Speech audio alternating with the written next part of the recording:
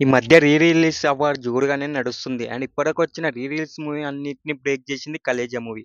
'త్రివిక్రమ్' డైరెక్షన్‌లో అండ్ 'మహేష్ బాబు' హీరోగా 'మణిశర్మ' డైరెక్షన్‌లో వస్తున్న సినిమాపై భారీ ఎక్స్‌పెక్టేషన్స్ మధ్య రిలీజ్ అయితే అయింది 'కలేజా' మూవీ. ఈ మూవీ ఎక్స్‌పెక్టేషన్ తగ్గట్టునే అండ్ బుక్ మై షోలోనూ 6,00,00,000 అయితే కలెక్ట్ చేసింది. ఇప్పటివరకు వచ్చిన మూవీస్‌లో ఏ మూవీ కూడా ఈ రేంజ్‌లో అయితే రికార్డ్స్‌ని అయితే క్రియేట్ చేయలేదు.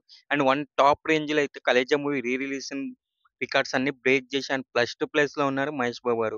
ఈ మూవీ చూసుకున్నట్టయితే ఫ్యాన్స్ అండ్ పిచ్చ సెలబ్రేషన్స్‌తో అండ్ ఫుల్ ఎంజాయ్‌మెంట్‌తో మూవీ రికార్డ్స్‌నైతే అన్ని మూవీ రికార్డ్స్‌ని బ్రేక్ చేసి ఈ రేంజ్‌లో అయితే ఫస్ట్ స్థానంలో పెంచారు.